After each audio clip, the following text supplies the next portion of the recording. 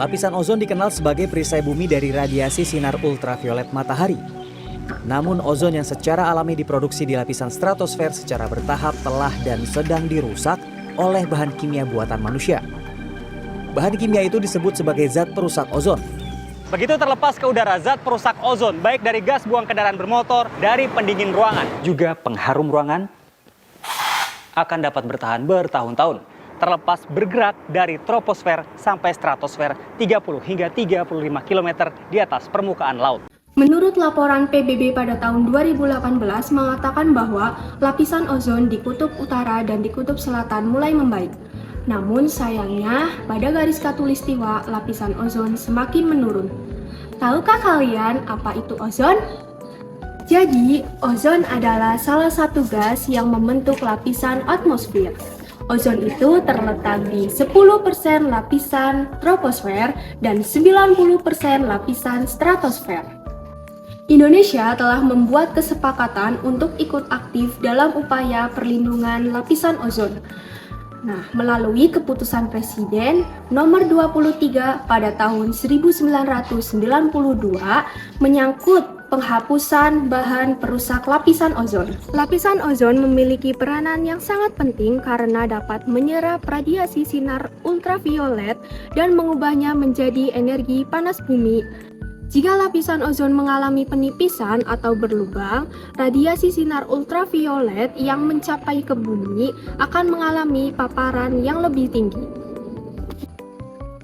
Proses penipisan lapisan ozon bisa terjadi misalnya ketika kita menggunakan alat seperti AC ataupun kulkas, karena alat-alat ini akan menghasilkan gas CFC yang nantinya akan membuat suhu bumi meningkat. Lalu bagaimana sih CFC ini dapat mempengaruhi penipisan lapisan ozon? Yuk simak gambar berikut ini. Jadi, gas CFC atau klorofluorokarbon ini mengandung 3 muatan. Yang pertama adalah karbon, kemudian ada klorin dan juga ada klorida. Nah, ketika kita menggunakan AC ataupun kulkas, nantinya gas CFC ini akan dikeluarkan dalam bentuk freon yang bercampur dengan udara. Nah, ketika gas CFC ini bercampur dengan udara, akan terurai menjadi klorin, di mana klorin ini nantinya akan bertemu dengan molekul O3 pada lapisan ozon. Dan gas CFC ini akan menarik satu atom O pada lapisan ozon sehingga menyebabkan lapisan ozon ini menjadi lapisan biasa atau O2. Nah, hal inilah yang menyebabkan terjadinya penipisan lapisan ozon maupun membuat lapisan ozon sendiri itu berlubang. Dan tentunya sinar ultraviolet ini akan sampai pada permukaan bumi dan menyebabkan peningkatan suhu pada bumi. Nah, itu tadi penyebab mengapa penipisan lapisan ozon ini bisa terjadi, yang tentunya akan membawa dampak negatif bagi bumi dan seisinya. Bahan-bahan perusak lapisan ozon seperti CFC atau klorofluorokarbon, halon, dan juga CTC atau karbon tetraklorid juga masih banyak digunakan di Indonesia. Nah, jika sinar ultraviolet ini tidak bisa diserap oleh lapisan ozon, maka sinar dari ultraviolet ini akan sampai di permukaan bumi dengan jumlah yang cukup membahayakan dan juga akan berdampak negatif pada bumi dan seisinya. Misalnya yang pertama, akan berdampak bagi kesehatan manusia, seperti menyebabkan kanker kulit ataupun katarak dan juga menurunnya sistem kekebalan tubuh. Yang kedua, itu berdampak bagi kehidupan laut, misalnya pada rusaknya ganggang maupun crustacea dan juga rusaknya telur-telur ikan yang menjadi dasar dari rantai makanan laut. Dan yang ketiga adalah berdampak bagi pertumbuhan tanaman, yang tentunya ini tuh akan mempengaruhi dari hasil jumlah panen ataupun produksi. Dan yang keempat adalah berdampak bagi siklus alam yang akan nantinya itu mempengaruhi penurunan kemampuan ekosistem, penurunan kemampuan menangkap karbon dioksida, maupun berpengaruh pada siklus iklim yang tentunya saat ini dapat kita rasakan dari penipisan lapisan ozon ini adalah meningkatnya suhu di bumi yang diakibatkan karena sinar ultraviolet yang sampai di permukaan bumi ini tidak dapat kita pantulkan karena adanya efek rumah kaca, sehingga suhu di permukaan bumi ini terus mengalami peningkatan pada setiap tahun.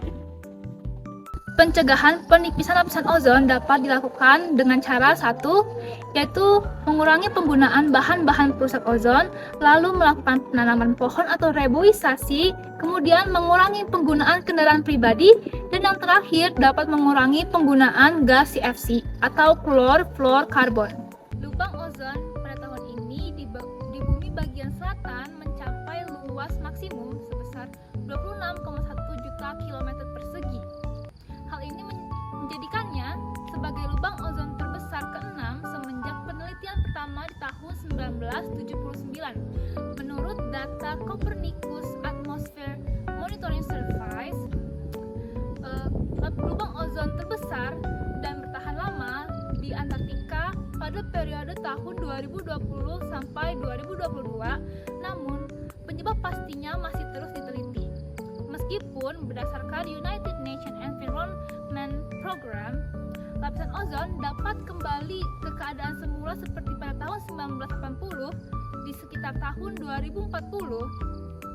Perilaku lapisan ozon ini berbeda dengan pengamatan yang dilakukan selama 40 tahun terakhir.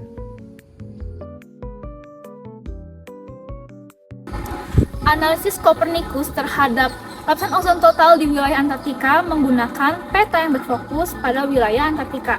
Peta ini menunjukkan bahwa warna biru menunjukkan lapisan ozon yang lebih rendah. Sementara untuk warna kuning dan warna merah merupakan lapisan ozon yang lebih tinggi. Lapisan ozon ini biasa disebutkan atau dinyatakan dengan sebuah satuan yaitu Dobson Unit atau DU, yang merupakan jumlah molekul ozon yang diperlukan untuk membentuk lapisan ozon setebal 0,01 mm pada suhu 0 derajat dan tekanan 1 atm. Dapat dibandingkan seperti misalnya 300 Dobson Unit ini merupakan 3 mm lapisan ozon. Hal ini menunjukkan bahwa banyaknya molekul ozon yang diperlukan itu harus banyak agar lapisan ozon tersebut dapat dikatakan sebagai lapisan ozon yang sehat. Terima kasih sudah menonton sampai akhir. Sampai jumpa!